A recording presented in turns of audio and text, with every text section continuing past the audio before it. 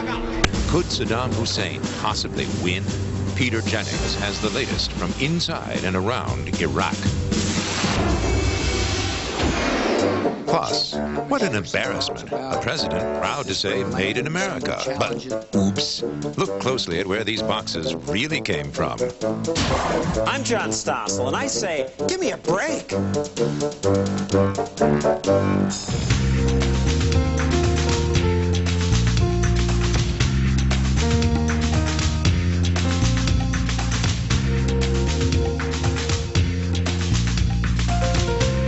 From Times Square in New York, Barbara Walters. Good evening and welcome to 2020. If it seems to you that kids are fatter than they used to be, it's not just your imagination. The number of obese kids, that is, those who are at least 50 pounds overweight, has tripled in the past 20 years. But what is even more shocking is what some of them are doing now to control their weight. Children as young as 14 are acting like grown-ups, going under the knife to reduce their stomachs by surgery. Is that crazy? What are they and their parents and their doctors thinking? Deborah Roberts with a radical solution to the growing problem of obese kids. Hi, may I take your order, please? Yeah, can I just get 2 cheeseburgers? Get a large order of onion rings. I'd like a number 7. Would you like cheese on those sourdoughs? When it comes to meals, who can resist the enticement? And a Whopper with everything on it. Fast food is everywhere. It's cheap, supersized, and fattening. And kids can't seem to get enough, especially after school. Used to be that children raced to playgrounds for physical activity, but today it's TVs, computers, or malls where they hang out. Throw in the fast food, and this is what happens: a nation of overweight kids. This is an epidemic. This is the new plague. Obesity now is the #1 disease worldwide nutritionally. Dr. Christine Wren is a gastric surgeon at New York University Medical Center. They're developing diabetes as children. There are children now with asthma, with high blood pressure. There are children with obstructive sleep apnea. They're the kinds of problems which used to afflict mostly adults, but now it's kids who are suffering. Nationwide, nearly 8 million children are overweight or worse, obese, around 50 pounds heavier than average or more.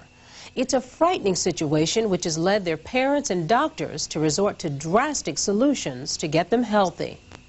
14-year-old Gabby Pazinski and her 16-year-old sister Angie have been obese for years and are desperate to lose weight.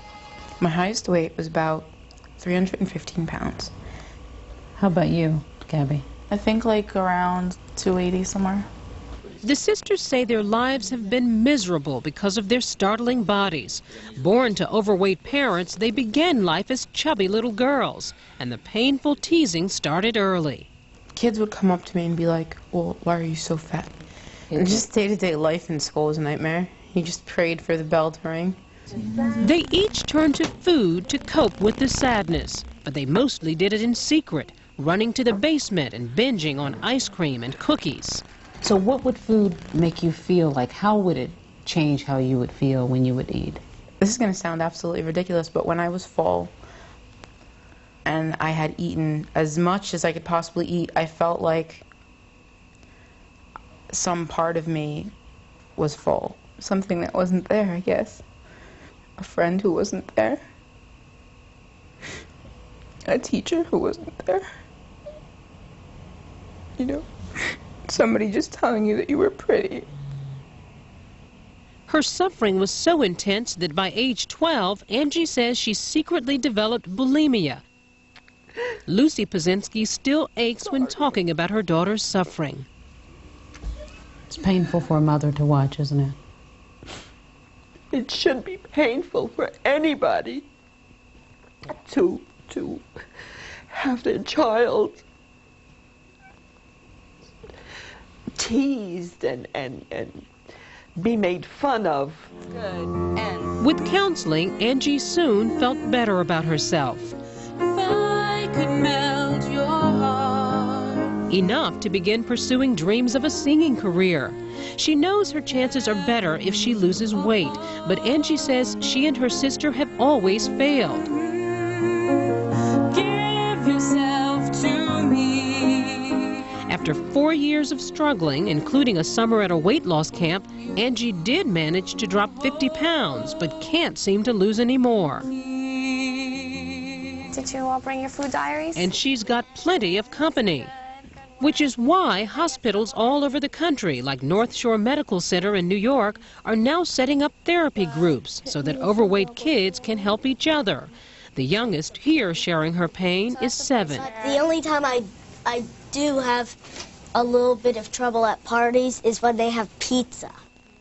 But many obese kids, like 16-year-old Melissa Panay, who once weighed nearly 300 pounds, are taking a bolder step. For 6 months, her doctor prescribed Meridia, the adult diet pill. She lost 65 pounds and says for the first time she feels pretty. And 16-year-old Gina Lucci has dropped 15 of her 200-plus pounds on the drug, too. But if she's not totally successful, she plans to do something which many doctors find shocking: stomach reduction surgery. Dr. Wren, who's performed the operation on more than 800 adults, says surgeons rarely considered doing it on kids until recently.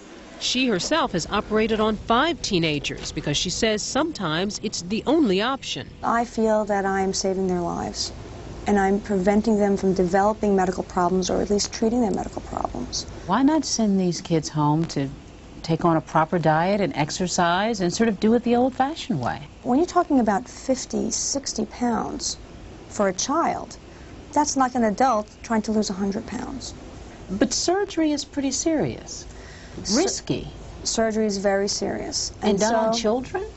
Is it worth it for a kid to take on that kind of a risk simply to lose weight? I don't think it's simply to lose weight.